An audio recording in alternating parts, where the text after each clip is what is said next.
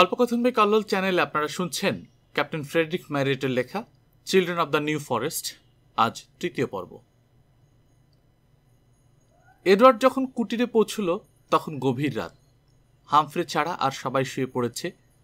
কুকুর দুটো হামফ্রের কাছে দিয়ে খেতে বসল এডওয়ার্ড। খেতে খেতে হামফ্রেকে শোনালো সারাদিনে যা যা ঘটেছে। তারপর শুতে গেল দুভাই। পরদিন সকালে জ্যাকবের শয্যা পাশে গেল এডওয়ার্ড।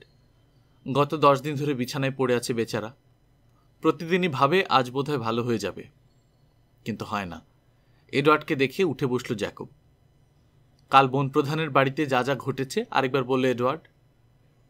আরও সতর্ক হওয়া উচিত ছিল তোমার এডওয়ার্ড, জ্যাকব বলল। অসওয়াল্ড প্যাট্রিজ রাজার পক্ষে, কিন্তু যদি না হতো তাহলে তুমি রাজার পক্ষে শোনার সঙ্গে সঙ্গে ক্যাচ করে ধরে ফেলতো। তাই বলছি, কথাবার্তা বলার সময় সাবধান। কে কি ভালো মতো না জেনে কিছু বলবে না। তবে হ্যাঁ, অসওয়াল্ডকে তুমি বিশ্বাস করতে পারো। অনেক দিন ধরে ওকে চিনি আমি মারা গেলে খবরটা ওকে দিও। আমার খাতিরে হলেও ও তোমাকে সাহায্য করবে। এখন যাও, অ্যালিসকে একটু পাঠিয়ে দাও। বুড়ো জ্যাকবের শেষ কথা কটা এডওয়ার্ডকে বেশ ভাবিয়ে তুলল। হঠাৎ মারা যাওয়ার কথা বলল কেন? ওর শরীর কি এতই খারাপ হয়ে গেছে ভিতরে ভিতরে? সন্ধ্যায় আবার গেল এডওয়ার্ড জ্যাকবের কাছে। পরদিন ভোরে যে ক্লাম্প রয়্যালে অসওয়াল্ডের সাথে দেখা করার কথা আছে তা বলে জিজ্ঞেস করল যাওয়া ঠিক হবে কিনা। নিশ্চয়ই যাবে, বলল জ্যাকব। যত তাড়াতাড়ি পারো ওর ঘনিষ্ঠ হয়ে ওঠো। প্রয়োজন হলে তোমার আসল পরিচয় জানাতে পারো। তোমরা যে কর্নেল বিভারলির ছেলে মেয়ে তা প্রমাণ করার জন্য একদিন ওকে দরকার পড়বে। চুপ করে গিয়ে কয়েক মুহূর্ত কি যেন ভাবল জ্যাকব। তারপর বলল, না, তার চেয়ে কাল রাতে ওকে নিয়ে এসো এখানে। বলো আমি মৃত্যু শয্যায়, ওর সাথে কিছু কথা বলতে চাই। পরদিন ভোরে সূর্যোদয়ের প্রায় সঙ্গে সঙ্গে রওনা হয়ে গেল এডওয়ার্ড নির্ধারিত সাক্ষাৎ স্থলের উদ্দেশ্যে, ক্ল্যাম্প রয়্যাল। সত্যি রাজকীয় চেহারা এখানকার ওক গাছগুলোর। যেমন লম্বা তেমনি সুন্দর দেখতে। ঝাঁটানো ডালপালা ঝোপের মতো হয়ে আছে। জ্যাকবের কুটির থেকে প্রায় 7 মাইল দূরে জায়গাটা। এডওয়ার্ডই আগে পৌঁছল। অবশ্য খুব বেশিক্ষণ অপেক্ষা করতে হলো না। কয়েক মিনিট পরেই দেখতে পেল লম্বা লম্বা পা ফেলে এগিয়ে আসছে অসওয়াল্ড, বন্দুক হাতে, পেছনে তার কুকুর। আমার আগেই পৌঁছে গেছো দেখছি, বলল সে। অনেকক্ষণ এসেছ? না, এই তো কয়েক মিনিট। বুঝলে, সেদিন তুমি চলে আসার পর তোমার সম্পর্কে এত প্রশ্নের জবাব দিতে হয়েছে আমাকে, প্রাণ বেরিয়ে যাওয়ার দশা। কার কাছে? শান্ত কণ্ঠে প্রশ্ন করল এডওয়ার্ড। কার আবার? রাউন্ডহেড হিদারস্টোন আর তার মেয়ের কাছে। বাপ জানতে চায় তুমি যে পরিচয় দিয়ে এসেছ তা সত্যি কিনা। মেয়ে জানতে চায় তুমি হরিণ শিকার করো কিনা। বাপ চলে যাওয়ার পর মেয়ে আমাকে অনুরোধ করেছে যেন হরিণ শিকার করতে নিষেধ করি তোমাকে, কারণ ধরা পড়লে কারাবাস এড়াতে পারবে না। পেশেন্স ওই অনুরোধ করেছে শুনে অবাক হলো এডওয়ার্ড। আমি কারাগারে গেলে ওর কি? নিজেকে জিজ্ঞাসা করল সে। তারপর বলল, সাবধান করার জন্য আমার পক্ষ থেকে ওকে ধন্যবাদ জানিও, কিন্তু আজ একটা শিকার আমাকে করতেই হবে। ঠিক সেজন্যই তোমাকে আসতে বলেছি। কেমন শিকারই তুমি দেখতে চাই। চলো আমরা এগোই। ঘণ্টা তিনিকের ভেতর অসওয়াল্ড একটা মাদি হরিণ আর এডওয়ার্ড একটা 25 শিংওয়ালা মর্দা হরিণ মারল। এডওয়ার্ড যে হরিণটা মেরেছে সেটা পরীক্ষা করতে গিয়ে দেখা গেল ওটার ঠিক চোখের ভেতর দিয়ে ঢুকেছে গুলি। বিস্ময়সূচক একটা শব্দ বেরোলো অসওয়াল্ডের গলা দিয়ে। বলল, ভেবেছিলাম শিকারের কায়দা কানুন কিছু শেখাবো তোমাকে, কিন্তু এখন দেখছি তুমি আমার চেয়ে ওস্তাদ শিকারী। তাহলে চলো, কাজ শেষ করে ফেলা যাক। কোমরের খাপ থেকে ছুরি বের করল অসওয়াল্ড। তোমাদের কুটিরে যদি যেতেই হয় আর সময় নষ্ট করা ঠিক হবে না। পাশাপাশি দুটো ওক গাছে ওরা হরিণ দুটোকে ঝোলালো। দ্রুত হাতের চামড়া ছাড়িয়ে ভুঁড়ি ফেলে টুকরো টুকরো করল। তারপর টুকরোগুলো গাছে ঝুলিয়ে রেখে রওনা হলো জ্যাকবের কুটিরের উদ্দেশ্যে। যেতে যেতে এডওয়ার্ড জানালো, পরদিন সকালে হরিণের টুকরোগুলো বাড়ি নেওয়ার জন্য ওদের টাট্টু এবং গাড়িটা নিতে পারে অসওয়াল্ড। এডওয়ার্ডও যাবে ওর সাথে। মাংস পৌঁছে দিয়ে গাড়ি নিয়ে ফিরে আসবে। কুটিরে পৌঁছে ওরা দেখল খাবার তৈরি। সারাদিন প্রায় না খাওয়া, সুতরাং দেরি না করে খেতে বসে গেল। অ্যালিসের রান্নার খুব প্রশংসা করল অসওয়াল্ড। জ্যাকবের নাতি আছে শুনে অসওয়াল্ড যতটা না অবাক হয়েছিল তার চেয়ে অনেক বেশি অবাক হলো যখন শুনল এবং দেখল ওর নাতি নাতনির সংখ্যা 4। খাওয়ার পর সে জ্যাকবের কামরায় গেল। 1 ঘন্টারও বেশি সময় ধরে আলাপ করল দুই বন্ধুতে। জ্যাকব খোলাখুলি প্রকাশ করল ছেলে মেয়ে 4টে আসলে কারা। শুনে দু চোখ হাঁ হয়ে গেল অসওয়াল্ডের। জ্যাকবের কামরা থেকে বেরিয়ে অত্যন্ত সম্ভ্রমের সাথে সে স্যালুট করল এডওয়ার্ড আর হামফ্রেকে। জ্যাকবের কাছে শুনলাম আসলে তোমরা কারা, বলল অসওয়াল্ড। তোমরা সবাই বেঁচে আছো দেখে সত্যি খুব খুশি লাগছে আমার। এরপর ওরা দীর্ঘ সময় ধরে আলাপ করলো নানান বিষয়ে। জ্যাকবের বুদ্ধিতে কি করে ওরা বাঁচল থেকে শুরু করে হামফ্রের গরু ধরা পর্যন্ত সব। অবশেষে জ্যাকবের স্বাস্থ্যের প্রসঙ্গ উঠল। অসওয়াল্ড বলল, খারাপ অবস্থা, আর 3-4 দিনও টিকবে কিনা সন্দেহ। এরপর আর আলাপ এগোলো না। ভারাক্রান্ত মনে শুতে গেল সবাই। পরদিন ভোরে বিলিকে গাড়িতে জুড়ে রওনা হলো এডওয়ার্ড অসওয়াল্ডকে পৌঁছে দিয়ে আসবার জন্য। বনের ভিতর দিয়ে প্রথমে হরিণের কাটা অংশগুলো গাড়িতে তুলল ওরা, তারপর রওনা হলো বন প্রধানের বাড়ির দিকে। সেখানে যখন পৌঁছল তখন বেশ রাত হয়ে গেছে। অসওয়াল্ডের অনুরোধে মিস্টার হিদারস্টোনের বাড়িতে রাতের মতো থেকে যেতে রাজি হলো এডওয়ার্ড।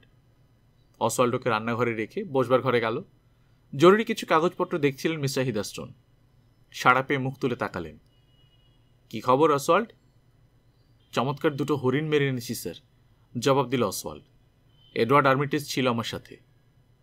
এডওয়ার্ড আর্মিটেজ? হ্যাঁ, দারুণ হাতুর। হরিণগুলো আনার জন্য ওদের গাড়িটা ধার দিয়েছে আমাকে।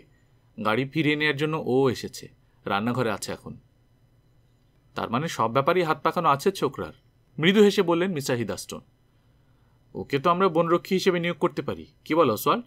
বলে দেখবে নাকি? আমার ধারণা ছোকরা আমাদের বিপক্ষে, তবে একবার কাজে লাগিয়ে ফেলা গেলে পক্ষে হয়তো নিয়ে আসা যাবে। যাক, মর্দা হরিণের সিনা কালই জেনারেল ক্রমওয়েলের কাছে পাঠানোর ব্যবস্থা করো। এডওয়ার্ডের কাছে ফিরে এলো অসওয়াল্ড। জেনারেল ক্রমওয়েলের কাছে পাঠানো হবে তোমার হরিণের সিনা। একটু হেসে সে বলল, মিস্টার হিদারস্টোন তোমাকে একটা প্রস্তাব দিয়েছেন, বিবেচনা করে দেখতে পারো। প্রস্তাব? আমাকে? হ্যাঁ, ইচ্ছে হলে তুমি বনরক্ষীর চাকরি নিতে পারো। ধন্যবাদ। তোমার বন প্রধানকে বলো ক্রমওয়েলের জন্য মাংস জোগাড় করার কোনো ইচ্ছা আমার নেই, কোনো রাউন্ড হেডের গোলামি করার ইচ্ছেও নেই। আর কথা বাড়ালো না অসওয়াল্ড। একটু পরে খাবার দিল রাঁধুনি ফিবি। খাওয়া শেষ করে অসওয়াল্ড বলল, ফিবি, আমার এই বন্ধুর জন্য একটা বিছানার ব্যবস্থা করতে পারবে? অসম্ভব, জবাব দিল ফিবি। এ বাড়িতে অতিরিক্ত বিছানা একটাও নেই। আস্তা বলে ভালো খড় আছে, বিছিয়ে শুয়ে পড়তে বলো তোমার বন্ধুকে। অসওয়াল্ড প্রতিবাদ করতে গেল, কিন্তু হাত তুলে তাকে থামিয়ে দিল এডওয়ার্ড। ব্যাস, চুকে গেল। এ নিয়ে আর কথা হলো না। একটু পরে বিদায় নিল দুজন দুজনের কাছ থেকে। অসওয়াল্ড সিকি মাইলটাক দূরে তার ছোট্ট কুটিরে চলে গেল, আর এডওয়ার্ড মই বেয়ে উঠে পড়ল আস্তাবলের ওপরে চোরা কুঠুরিতে। বাতাস ঠেকানোর মতো কোনো কপাট নেই কুঠুরিটার জানালায়, ফলে কিছুক্ষণের মধ্যেই ঠান্ডা কনকনে হাওয়ায় হাড় পর্যন্ত জমে যেতে চাইল এডওয়ার্ডের। ঘুম তো দূরের কথা, শরীরের কাঁপুনি আর দাঁতে দাঁতে ঠকঠকানি ঠেকানোই দায় হয়ে পড়ল। ঘুম হবে না বুঝতে পেরে নেমে এলো ও। ঘুম না হোক, অন্তত ঠান্ডা হাত পাগুলোকে গরম করা যাবে উঠানে হাঁটাহাঁটি করে। উঠানের এ মাথা ও মাথা পায়চারি করছে এডওয়ার্ড, দুহাতে তালু ঘষছে ঘন ঘন, কিন্তু শীত যেতে চাইছে না। ভাবছে দৌড়াদৌড়ি শুরু করবে কিনা। এমন সময় ও হঠাৎ উজ্জ্বল একটা আলো দেখতে পেল রান্নাঘরের ঠিক ওপরের ঘরটায়। এত রাতে কে এত উজ্জ্বল বাতি জ্বালল? কিন্তু ও কি, আলোটা আরো উজ্জ্বল হচ্ছে দেখি। একটা নারী মূর্তি ভয়চকিত ভঙ্গিতে ছুটে এলো কাঁচ লাগানো জানালার কাছে। জানালাটা খুলবার চেষ্টা করছে, তাড়াহুড়ায় পারছে না খুলতে। পর্দায় জড়িয়ে গেল বোধহয়। হ্যাচকা একটানে পর্দাটা ছিঁড়ে ফেলে ঘরের ভেতর থেকে ছুড়ে দিল মেয়েটা। আচমকা লকলকিয়ে উঠল আগুনের শিখা। পর্দার রেশমি কাপড়ে আগুন ধরে গেছে। কেন? তারপরে উপলব্ধিটা হলো এডওয়ার্ডের। আগুন লেগেছে হিদারস্টোনের বাড়িতে, অন্তত ওই ঘরটায়। বিমূঢ়ের মতো কয়েক মুহূর্ত দাঁড়িয়ে রইল এডওয়ার্ড। তারপরই ঘুরে দাঁড়িয়ে ছুটল যে মই বেয়ে চোরাকুঠুরিতে উঠেছিল সেটার দিকে। ঝটকা মেরে মইটা তুলে নিয়ে ফিরে এলো। বাড়ির দেয়ালের গায়ে খাড়া করে উঠে গেল জ্বলন্ত জানালাটার কাছে। হ্যাচকা এক টানে জানালার পাল্লা দুটো খুলে ফেলল এডওয়ার্ড। কুণ্ডলি পাকিয়ে বেরিয়ে এলো ধোঁয়া, সোজা ওর নাক মুখের ওপর। দম আটকে আসতে চাইল এডওয়ার্ডের। তাড়াতাড়ি শ্বাস বন্ধ করে ও জানালা গলিয়ে লাফিয়ে পড়ল ঘরের ভেতর। দুপা এগোতেই হোঁচট খেল মেঝেতে পড়ে থাকা অচেতন একটা দেহের সাথে।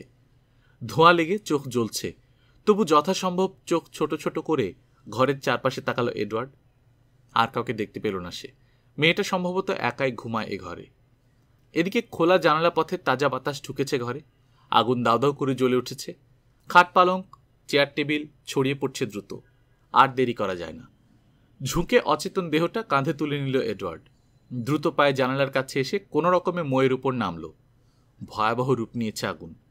ময়ের উপর ঠিক মতো দাঁড়ানোর আগেই তীব্র একটা হলকা এসে লাগলো মুখে। অসহ্য যন্ত্রণায় চোখ মুখ কুঁচকে উঠল এডওয়ার্ডের। শেষ পর্যন্ত ও নেমে আসতে পারল মাটিতে। নিচের দিকে তাকিয়ে দেখতে পেল কাপড়ের 2-3 জায়গায় আগুন জ্বলছে। ভাগ্য ভালো ওর ভেতরের কাপড়টা বেশ মোটা, তাই এখনও শরীর পর্যন্ত আগুন পৌঁছতে পারেনি। তাড়াতাড়ি কাঁধের দেহটা মাটিতে শুইয়ে দিয়ে কাপড়ে ঝাড়া মেরে আগুন নেভালো এডওয়ার্ড। এতক্ষণে আবার মন দেওয়ার সুযোগ পেল অচেতন মেয়েটার দিকে এবং এই প্রথমবার মতো খেয়াল করল বনপ্রধান হিদাস্টনের মেয়েকে নামিয়ে এনেছে ও। আগুন ছড়িয়ে পড়ছে দ্রুত, নষ্ট করার মতো সময় একদম হাতে নেই। এদিকে বাড়ির আর কেউ আগুন লাগবার ব্যাপারটা টের পেয়েছে বলে মনে হচ্ছে না। তাড়াতাড়ি পেশেন্সকে আবার কাঁধে তুলে নিয়ে আস্তাবলের দিকে ছুটল এডওয়ার্ড। এখনও অজ্ঞান মেয়েটা। খড়ের গাদার পাশে ওকে রেখে আবার উঠোনে চলে এলো। গলায় যতটা জোর আছে সবটা দিয়ে চেঁচাতে লাগলো আগুন আগুন বলে। চেঁচাতে চেঁচাতেই আবার আস্তাবলের কাছে ছুটে গেল ও। সামান্য খুঁজতেই ঘোড়াদের পানি দেওয়ার একটা বালতি পেয়ে গেল। সেটা ভরে এনে মই বেয়ে উঠে গিয়ে ঢেলে দিল জ্বলন্ত ঘরটায়। তারপর নেমে এলো আরও পানি নেয়ার জন্য। এর মধ্যে ওর চিৎকার শুনে বাড়ির লোকেরা জেগে গেছে। মিস্টার হিদারস্টোন ছুটে বেরিয়ে এলেন। কেবল নিম্নাঙ্গে একটা কাপড় পরে আছেন তিনি। আতঙ্কে চোখ দুটো বেরিয়ে আসতে চাইছে কোটর ছেড়ে। তার পেছন পেছন বেরিয়ে এলো ফিবি। তার স্বরে চিৎকার করছে সে। আশেপাশের কুটির থেকেও ছুটে এসেছে লোকজন। ছুটতে ছুটতে উঠানের মাঝখানে এসে দাঁড়ালেন মিস্টার হিদারস্টোন। আমার মেয়ে! ভাঙা গলায় তিনি চিৎকার করে উঠলেন। ওর ঘরেই তো আগুন, বাঁচাবো কে? না না, আমি যাচ্ছি। তার কথা শেষ না হতেই আগুনের দীর্ঘ লকলকে জিহ্বা সশব্দে বেরিয়ে এলো জ্বলন্ত ঘরটার জানালা দিয়ে। আমার মেয়ে পুড়ে গেল! দুহাত সামনে বাড়িয়ে অসহায়ের মতো আর্তনাদ করলেন বনপ্রধান। ঠিক সেই মুহূর্তে জনতার ভেতর থেকে কেউ একজন বলে উঠল, আর্নোডে ওরা 4টা বাচ্চাকে পুড়িয়ে মেরেছিল। ও ঈশ্বর! ভাঙা গলায় আবার চিৎকার করলেন মিস্টার হিদারস্টোন। এই সময় অসওয়াল্ডকে দেখতে পেল এডওয়ার্ড। ওর দিকেই ছুটে আসছে। অসওয়াল্ড, এডওয়ার্ড বলল, বনপ্রধানকে বলো ওর মেয়ে নিরাপদে আছে। নিরাপদে আছে? কোথায়? আস্তা বলে, আমি ওকে নামিয়ে নিচ্ছি। অজ্ঞান হয়ে গিয়েছিল, এতক্ষণে জ্ঞান ফিরেছে কিনা কে জানে। চলো তো দেখি বলে অসওয়াল্ড ছুটল আস্তাবলের দিকে। এডওয়ার্ড গেল পেছন পেছন। এখনও জ্ঞান ফেরেনি পেশেন্সের। অসওয়াল্ড আজলা ভরে পানি এনে ওর চোখে মুখে ছিটিয়ে দিল। কয়েক সেকেন্ড পরেই চোখ মেলল পেশেন্স। লম্বা করে একটা শ্বাস টেনে আবার চোখ বুঝল। চলো তোমার কুটিরে নিয়ে যাই, এডওয়ার্ড বলল। হ্যাঁ, ঠিক বলেছ, ওখানেও ঠিক মতো পরিচর্যা করতে পারবো। পেশেন্সকে পাঁজাকোলা করে তুলে নিল সে।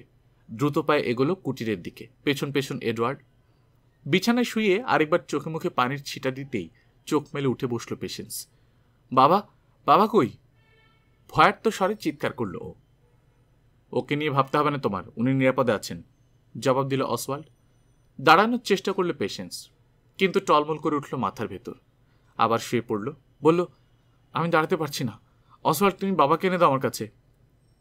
আচ্ছা, দিচ্ছি বলে এডওয়ার্ডের দিকে তাকালো অসওয়াল্ড। তুমি একটু থাকবে এখানে? হ্যাঁ। কুটির থেকে বেরিয়ে সোজা মিস্টার হিদারস্টোনের কাছে এলো অসওয়াল্ড। তিনি এখনও উঠানময় ছুটে বেড়াচ্ছেন আর চিৎকার করছেন, আগুন আগুন, আমার মেয়ে আমার মেয়ে বলে। অসওয়াল্ড তার কাছে গিয়ে দাঁড়ালো। অত উতলা হবেন না স্যার, আপনার মেয়ে নিরাপদ আছেন। নিরাপদ আছে? কোথায়? আমার কুটিরে, আপনাকে নিয়ে যাওয়ার জন্য এসেছি। আর কিছু শুনলেন না মিস্টার হিদারস্টোন, ছুটলেন অসওয়াল্ডের কুটিরের দিকে। দরজায় দাঁড়িয়েছিল এডওয়ার্ড, তাকে পাশ কাটিয়ে ঢুকে গেলেন ভেতরে, সোজা মেয়ের বাড়িয়ে দেয়া দুবাহুর মধ্যে। অসওয়াল্ডও ফিরে এলো। এতক্ষণে সে একটু সুযোগ পেল এডওয়ার্ডের সাথে কথা বলবার। কি করে আগুন লাগবার ব্যাপারটা টের পেল, কি করে পেশেন্সকে নামিয়ে আনলো, সংক্ষেপে বলল এডওয়ার্ড। সবশেষে যোগ করল, এবার আমাকে যেতে হবে। কিন্তু তোমার এই হাতটা দেখছি পুড়ে গেছে, দাঁড়াও একটু পট্টি বেঁধে দিই, অসওয়াল্ড বলল। দরকার নেই, বাড়িতে গিয়ে বেঁধে নিতে পারবো। মাথা খারাপ নাকি তোমার? এতখানি পুড়েছে, এসো। এডওয়ার্ডের হাতে পট্টি বেঁধে দিতে দিতে অসওয়াল্ড বলল, তুমি যে পেশেন্সকে বাঁচিয়েছ এটা এখনো জানেন না মিস্টার হিদারস্টোন, শুনলে কৃতজ্ঞ হয়ে যাবেন তোমার উপর। সেই জন্যই তো আরো তাড়াতাড়ি ভাগতে চাইছি। একটা কথা বলি অসওয়াল্ড, দয়া করে ওকে আমাদের কুটিটা চিনিয়ে দিও না। এই তো বিপদে ফেললে। উনি যদি জিজ্ঞেস করেন আমি কি করে মানা করব? সরাসরি বলবে তুমি চেনো না। সেদিন হঠাৎই তোমার সাথে আমার বোনের ভেতর দেখা হয়েছিল, সুযোগ পেয়েছি ওর অসহায় মেয়েকে বাঁচিয়েছি, তাই বলে ওর কোনো ধন্যবাদ বা উপকার নেব না। রাউন্ডহেডদের কাছ থেকে আমি কিছুই নেব না। এডওয়ার্ড দৃঢ় প্রতিজ্ঞ দেখে আর কিছু বলল না অসওয়াল্ড। ওকে গাড়ির কাছে নিয়ে গেল, নিজেই বিলিকে জুড়ে দিতে গেল গাড়িতে। এডওয়ার্ড উঠে বসল। আসি তাহলে মিস্টার অসওয়াল্ড, সময় পেলে আসবে তো আমাদের কুটিরে? এই সপ্তাহ শেষ হওয়ার আগে একদিন আসব, জ্যাকবকে আমার শুভেচ্ছা বলো। ভোর হয়েছে বেশ কিছুক্ষণ আগে, সূর্য অনেকটা ওপরে উঠে এসেছে, আর মাইলখানেক গেলেই বাড়ি পৌঁছে যাবে এডওয়ার্ড। এমন সময় হামফ্রের সঙ্গে দেখা হলো ওর। জ্যাকব এক্ষুনি তোমার সঙ্গে কথা বলতে চায়, হামফ্রে বলল। আমাকে পাঠিয়ে দিয়েছে তোমার খোঁজে, কি কারণে জানি না, খুবই উদ্বিগ্ন হয়ে উঠেছে বুড়ো। কুটিরে পৌঁছে সোজা জ্যাকবের কাছে গেল এডওয়ার্ড। ওকে দেখে স্বস্তির নিঃশ্বাস ফেলল বুড়ো। তুমি এসে গেছো, আর একটু দেরি হলে আর দেখা হতো না তোমার সাথে। বিস্মিত চোখে এডওয়ার্ড তাকালো জ্যাকবের দিকে। দেখা হতো না মানে? এই প্রশ্নের কোনো জবাব দিল না বুড়ো, বলল, তোমাকে কয়েকটা কথা বলতে চাই এডওয়ার্ড, মন দিয়ে শোনো। হরিণ শিকার নিয়ে কোনো ঝামেলায় জড়াবে না কখনো। ছোট বোন দুটোর মুখ চেয়ে কথাটা সবসময় মনে রাখবে। শিকারের উপর বেশি নির্ভর করবে না, ক্ষেতের ফসলই যেন চালিয়ে নিতে পারো সেই চেষ্টা করবে। কিন্তু এসব কথা এখন বলছো কেন জ্যাকব? বাধা দিয়ে প্রশ্ন করলে এডওয়ার্ড। আমার সময় ফুরিয়ে এসেছে এডওয়ার্ড। কি বলছো তুমি? হ্যাঁ এডওয়ার্ড, আমি বুঝতে পারছি আমার সময় শেষ হয়ে এসেছে। আমি যেন তলিয়ে যাচ্ছি কোথায়। বাধা দিও না আমাকে। শোনো, আমার সিন্ধুকে দেখবে টাকা ভর্তি একটা থলে আছে, ওগুলো সব তোমাদের। ইচ্ছে মতো খরচ করবে, কিন্তু অপব্যয় করো না। হিসেব করে চললে ওই টাকায় বেশ কিছুদিন চলে যাবে তোমাদের। এখন যাও, হামফ্রে, এডিথ আর অ্যালিসকে ডেকে নিয়ে এসো। ডেকে আনলো এডওয়ার্ড। জ্যাকব বলল, হামফ্রে, লক্ষ্মী ছেলে, সাবধানে থাকবে। পরিশ্রম করে যে ক্ষেত খামার গড়ে তুলেছ তা নষ্ট হতে দিও না। তোমাদের সব কজনের দিন চলে যাবে এ থেকে। অ্যালিস, এডিথ, লক্ষ্মী সোনামণিরা, আমি মরে যাচ্ছি। খুব শিগগিরই আমাকে কবরে রেখে আসবে এডওয়ার্ড আর হামফ্রে। তোমরা ভালো থেকো। ঈশ্বর তোমাদের মঙ্গল করুন। এডিথ, তাড়াতাড়ি বড় হয়ে ওঠো। চললাম হামফ্রে, চললাম এডওয়ার্ড, আমার জন্য প্রার্থনা করো। চোখ বুজে লম্বা করে একটা শ্বাস টানল জ্যাকব। তারপর স্থির হয়ে গেল তার দেহটা। কান্নায় ভেঙে পড়ল এডিথ আর অ্যালিস। বুড়ো মানুষটাকে বড় বেশি ভালোবেসে ফেলেছিল বাপ মাহারা মেয়ে দুটো। এডওয়ার্ড ওদের সান্ত্বনা দিয়ে বলল, যাও, তোমরা আর এখানে থেকো না, নিজেদের ঘরে যাও। এরপর এডওয়ার্ড আর হামফ্রে বসলো পরামর্শ করতে। এডওয়ার্ড বলল, যত তাড়াতাড়ি ব্যাপারটা চুকিয়ে ফেলা যায় ততই মঙ্গল, না হলে খামোখা কষ্ট পেতে থাকবে এডিথ আর অ্যালিস। হ্যাঁ, হামফ্রে বলল, কিন্তু কোথায় আমরা ওকে কবর দেব? বাড়ির পেছনে যে বড় ওক গাছটা আছে ওটার নিচে। জ্যাকব একদিন আমাকে বলেছিল ওরকম একটা ওক গাছের নিচে যেন ওর কবর হয়। তাহলে আজ রাতে আমি কবরটা খুঁড়ে ফেলি। তুমি তো বোধহয় পারবে না, হাতে ব্যথা। হ্যাঁ, কাল সারা রাত ঘুমাইনি, আমি একটু বিশ্রাম নিতে চাই। কোদাল বেলচা নিয়ে চলে গেল হামফ্রে। এডওয়ার্ড শুয়ে পড়ল ওর বিছানায়। জ্যাকবের মাথার কাছে জ্বালিয়ে দিয়ে গেল কয়েকটা মোমবাতি। ভোরের প্রথম আলো তখনও ফুটে উঠতে শুরু করেনি। হামফ্রে এসে জানালো এডওয়ার্ডকে, এবার যে তোমার একটু সাহায্য দরকার। বলল ও, জ্যাকবকে গাড়িতে তুলতে হবে, পারবে? আমার হাতের ব্যথা অনেকখানি কমে গেছে, পারবো। গাড়িটা নিয়ে এসে উঠানে, আমি দেখছি ততক্ষণ কি করা যায়। গাড়ি উঠানে রেখে যখন ঘরে ঢুকলো হামফ্রে, দেখলো পরিষ্কার একটা চাদর দিয়ে জ্যাকবের মৃতদেহটা মুড়ে ফেলেছে এডওয়ার্ড। দুজনে ধরাধরি করে গাড়িতে নিয়ে তুলল ওটা। তারপর নিয়ে গেল বাড়ির পেছনের বড় ওক গাছটার নিচে। ধীরে ধীরে নামিয়ে দিল কবরের ভেতর। এডিথ অ্যালিস কি উঠেছে? জিজ্ঞেস করলো এডওয়ার্ড। মনে হয় উঠেছে, জবাব দিল হামফ্রে। আমি ডেকে আনছি, দাঁড়াও। দুভাই ফিরে এলো কুটিরে। হামফ্রে ডাকল, অ্যালিস, এডিথ, কই তোমরা? বাইরে এসো। কাপড় চোপড় পরে তৈরি হয়েছিল দুবোন, বেরিয়ে এলো। জ্যাকবের বাইবেলটা এক হাতে নিয়ে অন্য হাতে অ্যালিসের হাত ধরল এডওয়ার্ড। হামফ্রে ধরল এডিথের হাত। চার ভাই বোন এসে দাঁড়ালো কবরের কাছে। হাঁটু গেড়ে বসো, শান্ত কণ্ঠে বলল এডওয়ার্ড। নিজেও বসল। তারপর ও বাইবেলের 90তম ও 146তম স্তোত্র পাঠ করল শান্ত উদাত্ত স্বরে। এডিথ আর অ্যালিস চোখ মুছতে মুছতে ফিরে গেল ঘরে। এডওয়ার্ড আর হামফ্রে কবরটা ভরে দিল মাটি দিয়ে। তারপর ওরাও ফিরে এলো কুটিরে। এডওয়ার্ড দেখল হামফ্রের চোখের কোনা দুটো চিকচিক করছে। ওরও দু চোখ ভেঙে বর্ষা নামতে চাইল। অনেক কষ্টে নিজেকে সামলালো এডওয়ার্ড। কবরটা আমি ঘিরে দেব বেড়া দিয়ে, চোখ মুছতে মুছতে বলল হামফ্রে। দিও, বলে আর দাঁড়ালো না এডওয়ার্ড। কান্না লুকানোর জন্য ছুটে চলে গেল নিজের ঘরে। এক সপ্তাহের ভেতর বেড়া দেওয়ার কাজ শেষ করল হামফ্রে। অ্যালিস আর এডিথ বুনো ভায়োলেটের চারা সংগ্রহ করে লাগিয়ে দিল জ্যাকবের কবরের ওপর। এডওয়ার্ড সাহায্য করল ওদের। তারপর হামফ্রে জ্যাকবের মাথার দিকে ওক গাছটার গুড়ির সঙ্গে খাড়া করে দিল একটা তক্তা। দুটো মাত্র শব্দ খোদাই করা তাতে, জ্যাকব আর্মিটেজ। 1 মাস পেরিয়ে গেছে।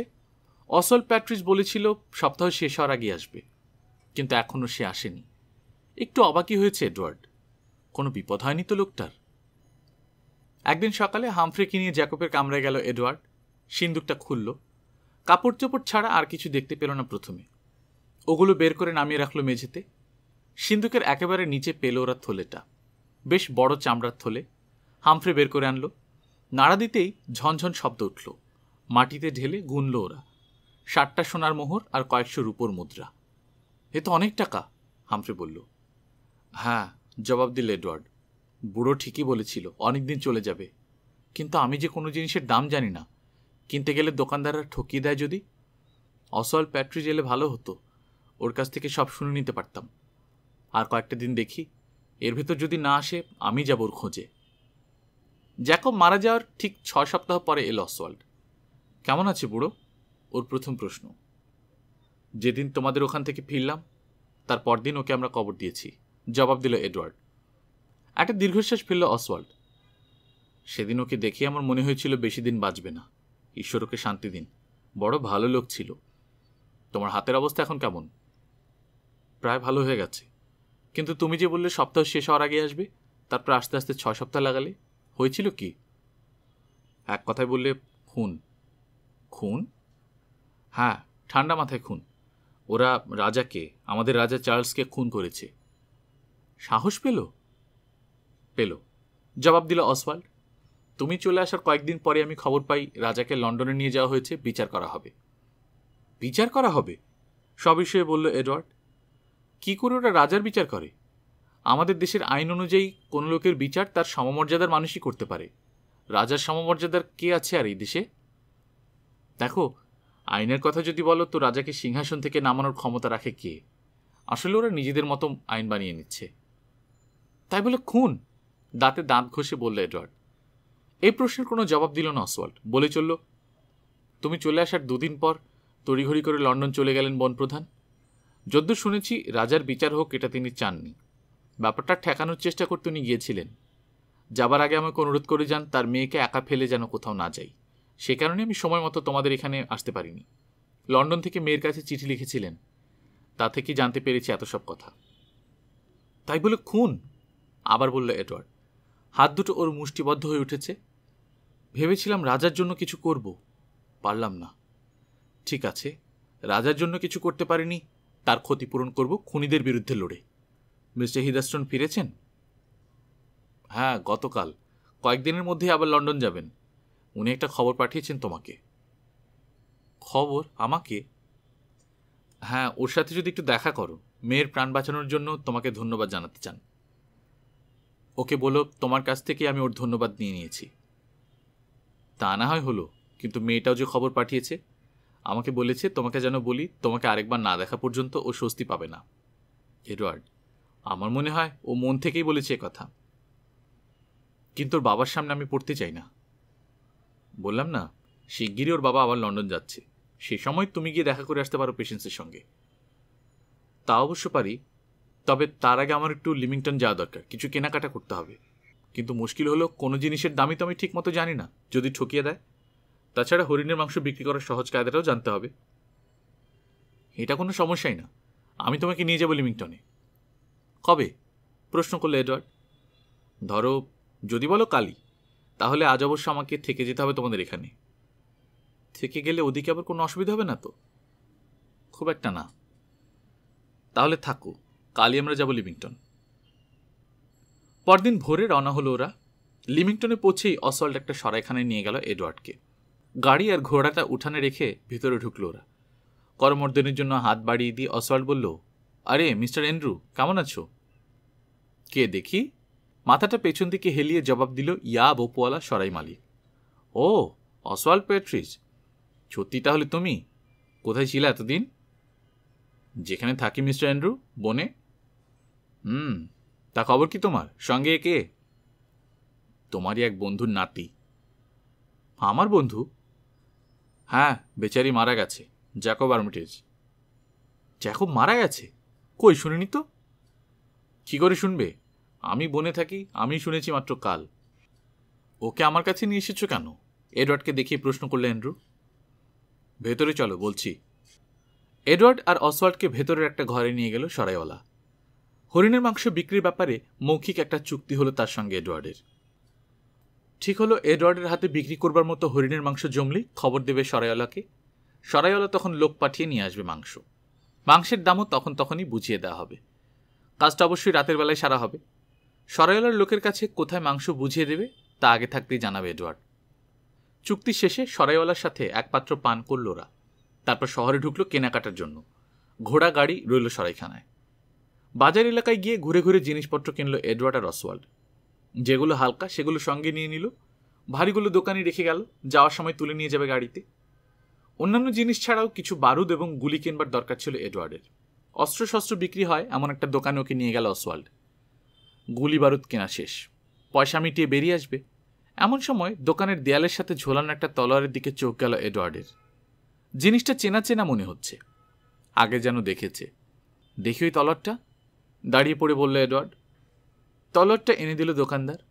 কাছ থেকে দেখে এডওয়ার্ড নিজের চোখকেও যেন বিশ্বাস করতে পারছে না।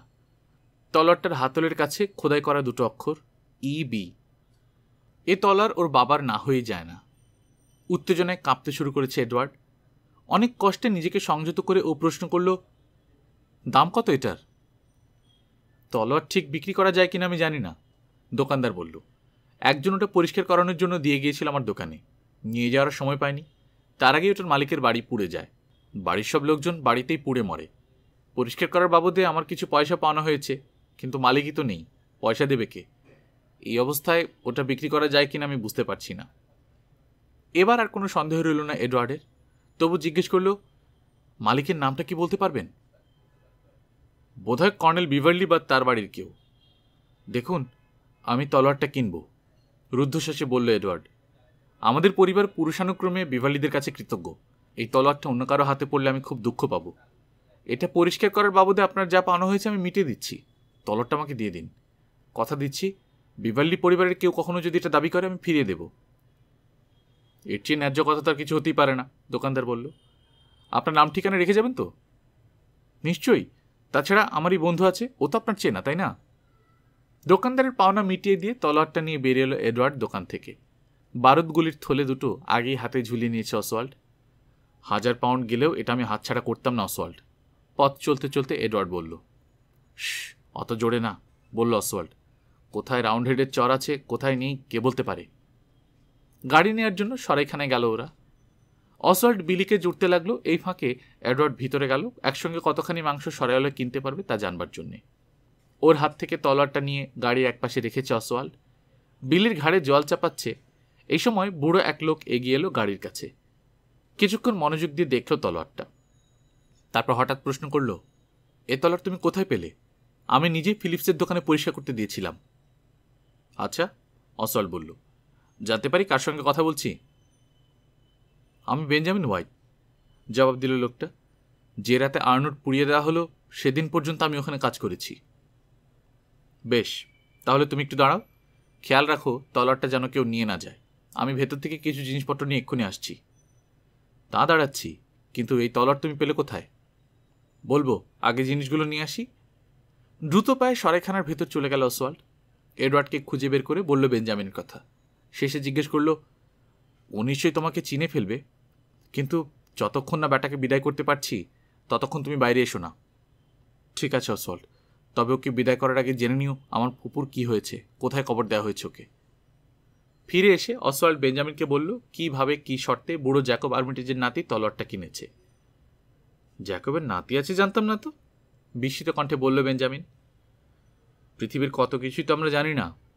আচ্ছা বলো তো, আর্নল্ডের সেই বুড়ি ভদ্রমহিলা কি হয়েছে? উনি তো মারা গেছেন। এরপর বেঞ্জামিন সবিস্তারে বর্ণনা করল মিস জুডিথ উইলিয়ার্সের নিহত হওয়ার ঘটনাটা। ওকে কোথায় কবর দেওয়া হয়েছে জানো? জানতে চাইল অসওয়াল্ড। সেন্ট ফেইথস গির্জার কবরস্থানে। যাক শোনো, জ্যাকবের নাতিকে বললো আমার কাছে আসতে, খুশি হব। বলবো, কালী বোধহয়ের সঙ্গে দেখা হবে আমার। গাড়িতে উঠতে উঠতে বলল অসওয়াল্ড।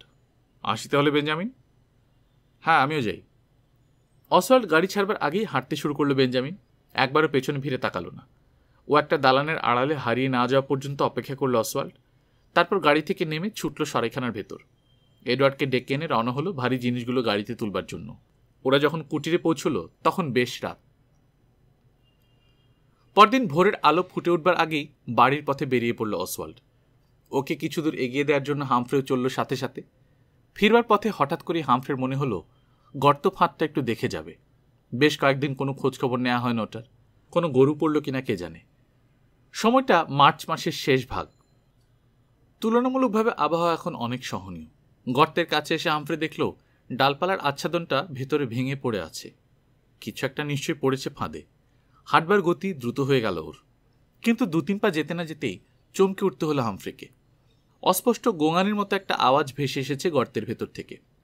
এ তো কোনো জন্তুর আওয়াজ হতে পারে না। গর্তের কিনারে গিয়ে উপর হয়ে উঁকি দিল ভেতরে। তারপরে বিস্মিত একটা আর্তনাদ বেরোলো ওর গলা দিয়ে। মানুষের মতো দেখতে কিছু একটা পড়ে আছে মুখ থুবড়ে। হঠাৎ করেই ভয়ানক আতঙ্কে গলা শুকিয়ে এলো হামফ্রের। গরু নয়, এবার ওর ফাঁদে আটকা পড়েছে জলজন্ত একটা মানুষ। লোকটার হাত পা বা ঘাড় ভেঙেছে কিনা কে জানে। যদি মারা যায়। কে ওখানে? কম্পিত কণ্ঠে ডাকলো হামফ্রে। কোনো সাড়া পাওয়া গেল না। গোঙানির শব্দ আর হলো না। গর্তে নামবার জন্য গাছের ডাল দিয়ে একটা মই বানিয়েছিল হামফ্রে। কাছেই একটা ওক গাছের গায়ে হেলান দিয়ে রাখা আছে সেটা। দৌড়ে গিয়ে মইটা নিয়ে এলো ও। নেমে গেল গর্তের ভেতর। ছেঁড়া খোড়া কাপড় পরা একটা ছেলে শুয়ে আছে উপর হয়ে। সাবধানে দুহাত ধরে ছেলেটাকে চিৎ করল হামফ্রে। গুঙিয়ে উঠল ছেলেটা। একটানা অনেকক্ষণ গোঙানোর পর চোখ মেলল সে। হামফ্রের দিকে তাকিয়ে কিছু বলবার চেষ্টা করল। মুখে হাত চাপা দিয়ে ওকে থামিয়ে দিল হামফ্রে। বলল, এখন না, পরে শুনবো তোমার কথা। ছেলেটাকে কাঁধে তুলে নিয়ে টলমল পায়ে মই বেয়ে উপরে উঠে এলো হামফ্রে। বড় একটা ওক গাছের নিচে গিয়ে শুইয়ে দিল সাবধানে। কাছেই বুনো জন্তুদের পানি খাওয়ার একটা জায়গা আছে, ঝর্ণা মতো। ছুটে গেল হামফ্রে সেখানে। মাথা থেকে হ্যাট খুলে পানি ভরে নিয়ে এলো। হ্যাটটা ছেলেটার মুখের সামনে ধরতেই বুভুক্ষের মতো প্রায় অর্ধেক পানি খেয়ে নিল সে। বাকি পানিটুকু দিয়ে তার মুখ, কপাল, চোখ ধুইয়ে দিল হামফ্রে। একটু পরে কথা বলল ছেলেটা, কিন্তু তার কথার এক বর্ণও বুঝতে পারল না হামফ্রে। ইংরেজি নয়, অন্য কোনো ভাষায় কথা বলছে সে। উঠে দাঁড়ালো হামফ্রে। ছেলেটার দিকে তাকিয়ে ইশারায় জানালো সে কিছুক্ষণের জন্য চলে যাচ্ছে, তবে শিগগিরই ফিরবে, ও যেন চলে না যায়। বুদ্ধিমান ছেলে হামফ্রের ইশারা বুঝতে পেরে ঘাড় কাত করে সম্মতি জানালো। ঊর্ধ্বশ্বাসে ছুটে কুটিরে পৌঁছল হামফ্রে। এডওয়ার্ডকে ডেকে বলল যা যা ঘটেছে। শুনে এক মুহূর্তে দেরি করল না এডওয়ার্ড। হামফ্রেকে গাড়িতে ঘোড়া জুটতে বলে ঢুকে গেল রান্নাঘরে। এক পাত্র দুধ আর কয়েক টুকরো কেক নিয়ে এলো। তারপর দুভাই গাড়িতে উঠে রওনা হলো যেখানে হামফ্রে ছেলেটাকে রেখে এসেছে সেই দিকে। ওরা পৌঁছে দেখল যেমন রেখে গিয়েছিল তেমনি বসে আছে ছেলেটা। দুধে কেক ডুবিয়ে খাওয়ালো ওকে এডওয়ার্ড। প্রথমে খেতে একটু অসুবিধা হলেও পরে ঠিক হয়ে এলো। একটু একটু করে সবটা দুধ ও কেক খেয়ে ফেলল সে। কিছুক্ষণের ভেতর অনেকখানি সুস্থ বোধ করতে লাগলো ছেলেটা। উঠে বসল। এডওয়ার্ড ও হামফ্রে ওকে ধরাধরি করে গাড়িতে তুলে রওনা হলো বাড়ির পথে। উঠানে পৌঁছে ওরা ছেলেটাকে গাড়ি থেকে নামিয়ে দাঁড় করানোর চেষ্টা করলো, কিন্তু তখনও খুব দুর্বল ও, পারল না। শেষ পর্যন্ত আবার ধরাধরি করে ওকে ঘরে নিয়ে গেল ওরা। শুইয়ে দিল জাকবের বিছানায়। অ্যালিস ওর জন্য স্যুপ রাঁধল। স্যুপটুকু খেয়েই গভীর ঘুমে ডুবে গেল ছেলেটা।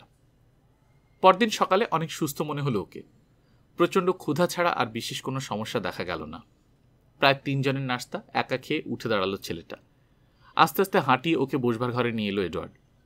নাম কি তোমার? জিজ্ঞেস করলো হামফ্রে। পাবলো, জবাব দিল ছেলেটা। আচ্ছা, ইংরেজি তাহলে বোঝো? কিছু কিছু। কি করে পড়লে গর্তে? অন্ধকারে দেখতে পাইনি। দেখতে পেলেও পড়তে, মনে মনে বললে এডওয়ার্ড। হামফ্রের বানানো ফাঁদ। তুমি কি জিপসি? জিজ্ঞেস করলো হামফ্রে। হ্যাঁ, গিভানো, ওই একই কথা।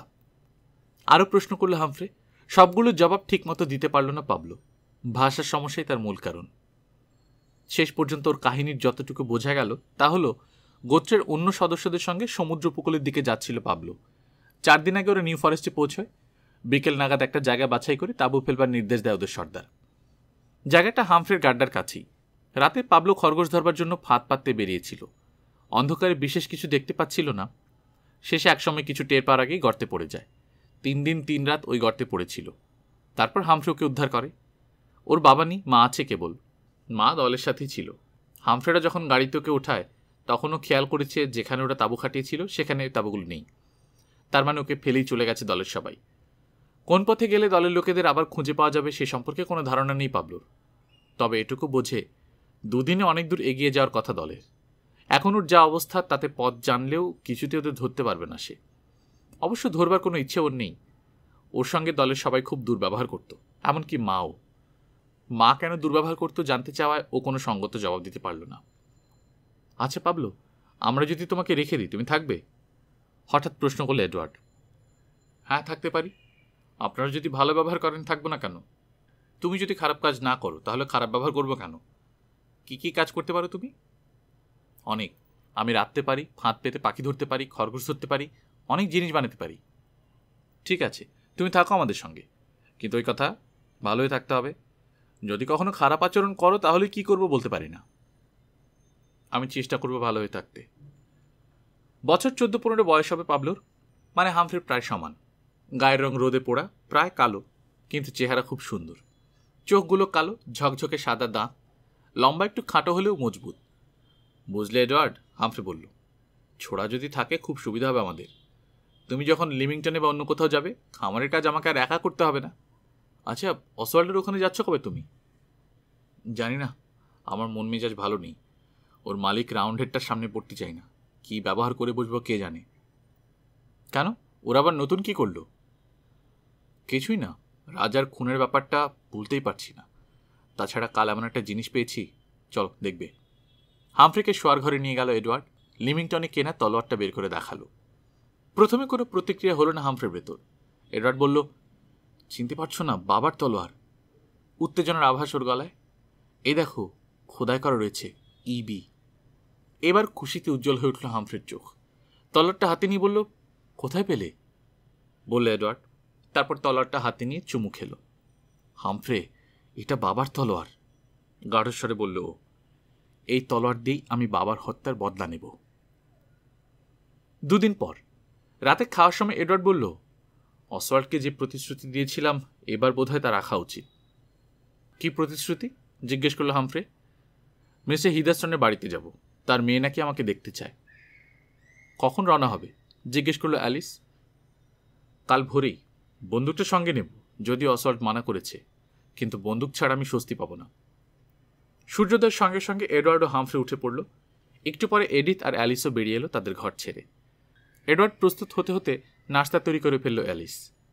4 ভাই বোন একসঙ্গে নাস্তা করল। তারপর বন্দুকটা কাঁধে ফেলে ওর নতুন কুকুর হোল্ডফাস্টকে ডেকে নিয়ে রওনা হলো এডওয়ার্ড। অন্য কুকুরের বাচ্চাটার নাম দেওয়া হয়েছে ওয়াচ। স্মোকার আর ওয়াচ বাড়িতেই রইল। সবুজ বন পেরিয়ে বনপ্রধানের বাড়িতে পৌঁছল এডওয়ার্ড। আঙিনায় কাউকে দেখতে পেল না। সোজা সদর দুয়ারের সামনে গিয়ে দাঁড়ালো ও। কড়া নাড়ল। দরজা খুলল পেশেন্স হিদারস্টোন। এডওয়ার্ডকে দেখি উদ্ভাসিত হয়ে উঠল ওর মুখ। তুমি এসেছ? প্রায় চিৎকার করে উঠল পেশেন্স। কি খুশি যে লাগছে, এসো ভেতরে এসো। বলতে বলতেই হাত ধরে এডওয়ার্ডকে নিয়ে গেল বসবার ঘরে। তারপর হাতটা না ছেড়েই বলল, অসংখ্য ধন্যবাদ আমার প্রাণ বাঁচিয়েছ বলে। ধন্যবাদের কিছু নেই, তুমি না হয়ে অন্য যে কেউ হলেও আমি ওটুকু করতাম। মানুষ হিসেবে আমার কর্তব্য। কর্তব্য কিনা জানি না, তবে তুমি তোমার প্রাণের ঝুঁকি নিয়েছিলে, সেটা আমি ভুলব কি করে? আমি ঋণী। সে ঋণ রাজার কাছেই হোক বা তুচ্ছ এক বনচারীর কাছেই হোক, তাই তো? হ্যাঁ, অবশ্য আমি তোমাকে নিছক বনচারী ভাবতে পারি না, আমার বাবাও না। আমার মতো আমার বাবা মনে করে তোমার আসল পরিচয় অন্য। আমি বলতে চাইছি, এখন বনে থাকলেও তুমি বেড়ে উঠেছ অন্যভাবে। ধন্যবাদ। আমার সম্পর্কে তোমাদের ধারণা বেশ উঁচু দেখে খুশি হলাম। আমি যে অন্যভাবে বেড়ে উঠেছি তা তো তোমার বাবাকে বলেইছি, তবে ভবিষ্যতের কথা বলতে পারি না। একদিন হয়তো তোমার বাবা আমাকে ধরে আনবে হরিণ চোর বলে। ভয়ের ছায়া পড়ল পেশেন্সের চেহারায়। কেন তুমি হরিণ মারো? তোমার সঙ্গে শেষ দেখা হওয়ার পর আর মারিনি। বাঁচালে বাবাকে বলতে পারবো কথাটা? নিশ্চয়ই বাবা খুশি হবেন। বাবার ধারণা কি শুনবে? তুমি ইচ্ছে করলেই অনেক উঁচু কোনো পেশা বেছে নিতে পারো, কিন্তু যে কোনো কারণেই হোক নিচ্ছ না। কোন ধরনের চাকরি তুমি চাও বলো তো? বাবা চেষ্টা করবে পাইয়ে দেবার। বাবার ক্ষমতা অনেক, যদি এখন শাসকদের সাথে একটু খটাখটি চলছে, কারণ ওরা রাজাকে খুন করেছে, তাই তো? তোমার বাবা যে ওই নৃশংস কাজের বিরোধিতা করেছিলেন আমি শুনেছি, সেই জন্য আমি ওকে শ্রদ্ধা করি। সত্যি বলছো? বাবাকে তুমি শ্রদ্ধা করো? আগে করতাম না, তবে এখন করি। উনি তো এখন লন্ডনে, তাই না? হ্যাঁ, কিন্তু আমি খালি কথাই বলে চলছি। কত দূরের পথ হেঁটে এসেছো তুমি? নিশ্চয়ই খিদে পেয়েছে। বসো, ফিবিকে ডাকছি। বলে রান্নাঘরের দিকে চলে গেল পেশেন্স। প্রতিবাদ করার কোনো সুযোগ দিল না এডওয়ার্ডকে।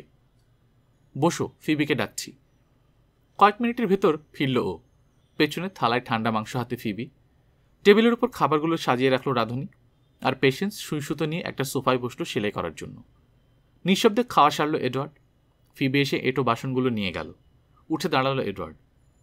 এবার তাহলে আমি আসি, বলল সে। এক্ষুনি? না না, বলল পেশেন্স, অনেক কথা আছে আমার তোমার সাথে, এখানে এসে বসো। নিজের পাশের সোফাটার দিকে ইশারা করল পেশেন্স। কথা? বিস্ময় এডওয়ার্ডের কণ্ঠে। বলো। প্রথমত আবার জিজ্ঞেস করছি, কি করে তোমার ঋণ শোধ করব? বাবা যদি ভালো কোনো চাকরির ব্যবস্থা করে দেয়, নেবে?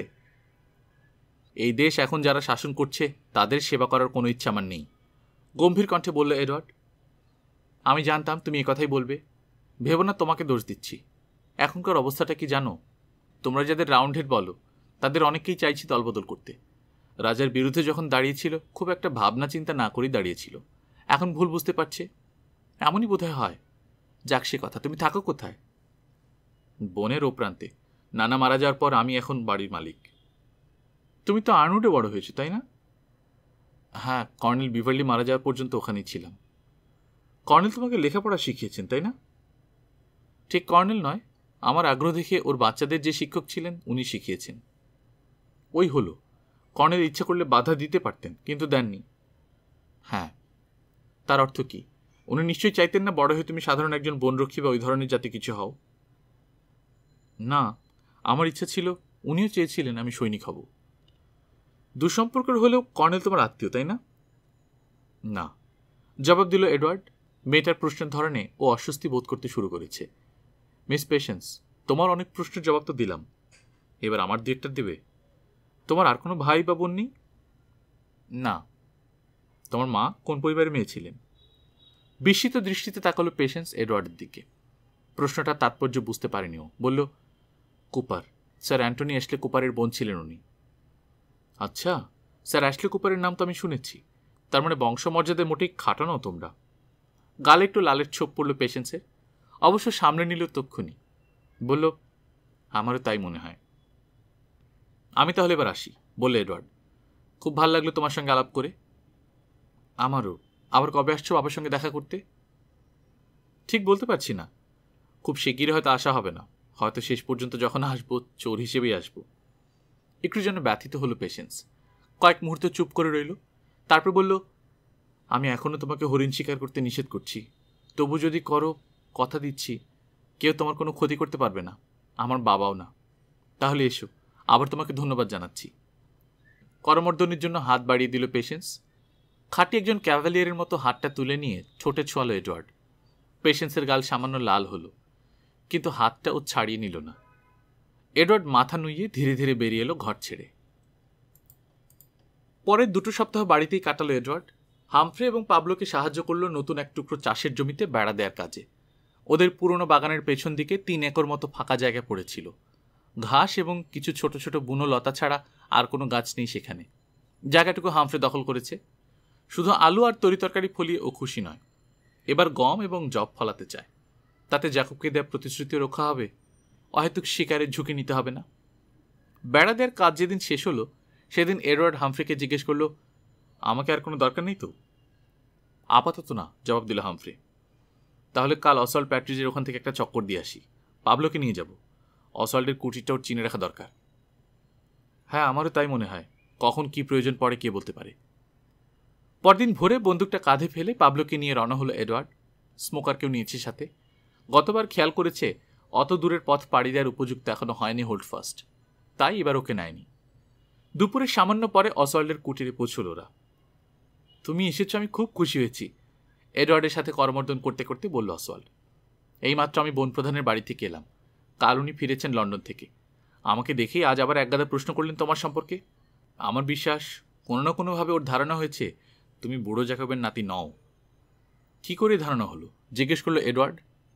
জানি না, তোমাদের কুটিরটা কোথায় জানতে চাইছিলেন, আমি ওকে নিয়ে যেতে পারি কিনা তাও জানতে চাইলেন, বোধহয় তোমার সঙ্গে আলাপ করতে চান। তুমি কি বললে? বললাম তোমাদের কুটির প্রায় 1 দিনের পথ এখান থেকে, আর আমি একবার মাত্র গেছি, এখন গেলে চিনতে পারবো কিনা জানি না। তারপর তারপর আমাকে একটা ধমক দিয়ে জিজ্ঞেস করলেন আমি সত্যি কথা বলছি কিনা। আমি বললাম হ্যাঁ সত্যি বলছি, তবে আপনি যদি যেতে চান আমি আপনাকে নিয়ে যাব, হয়তো একটু সময় লাগবে, একটু খোঁজাখুঁজি করতে হবে, তবে কুটিরটা আমি খুঁজে বের করতে পারবো। বুঝতেই পারছো, ধমক খেয়ে ঘাবড়ে গিয়েছিলাম। তারপর তারপর কিছু বলেনি মিস্টার হিদারস্টোন, কিন্তু তার মেয়ে বলেছে বাবার সঙ্গে সেও যেতে চায় তোমাদের কুটিরে, তোমার বোনদের সঙ্গে আলাপ করবে, পরিচিত হবে। দুশ্চিন্তার ছাপ পড়ল এডওয়ার্ডের মুখে। বলল, আমার ভয় হচ্ছে অসওয়াল্ড, ওদের যাওয়াটা কোনো মতে আমরা ঠেকাতে পারবো না। আর যাই হোক, এই মুহূর্তে উনি বোনের কর্তা, যে কোনো সময় বোনের যে কোনো জায়গায় যাওয়ার অধিকার ওর আছে। কিন্তু আগে থেকে যদি একটু খবর পেতাম কখন আসছেন, আমরা একটু তৈরি হয়ে থাকতে পারতাম। তৈরি হওয়ার আছেই বা কি, বলল অসওয়াল্ড। তা অবশ্য ঠিক, লুকোনোর মতো তো কিছু নেই আমাদের। সবচেয়ে ভালো হয় ওদের ঘোড়ার আওয়াজ পেলেই তোমার বোনদের কাপড় বা থালা বাসন ধুতে লাগিয়ে দিবে, আর তোমরা গোবর গাদায় গিয়ে গাড়িতে সার তুলতে লেগে যাবে। আচ্ছা, লন্ডনের কোনো সংবাদ পেয়েছ? প্রসঙ্গ পাল্টালো এডওয়ার্ড। না, মিস্টার হিদারস্টোনের চাকর বাকরদের কারোর সঙ্গে আলাপ করার সুযোগ হয়নি। তোমরা বসো, খাওয়া দাওয়া করো, ততক্ষণে আমি একদৌড়ে ঘুরে আসছি, দেখি ফিবি কিছু শুনেছে কিনা। গল্পকথন বাই কল্লোল চ্যানেলে আপনারা শুনছেন ক্যাপ্টেন ফ্রেডরিক ম্যারিটের লেখা children of the new forest. আজ 3য় পর্ব। আমরা নিয়মিত গল্প পাঠ করে শোনাচ্ছি। আপনারা যারা প্রথমবার মতো শুনছেন কাইন্ডলি সাবস্ক্রাইব করে নেবেন। গল্প পাঠ ভালো লাগলে বন্ধুদের সাথে শেয়ার করবেন। নিজে ভালো থাকবেন, আশপাশের লোকজনকে ভালো রাখবেন। টাটা।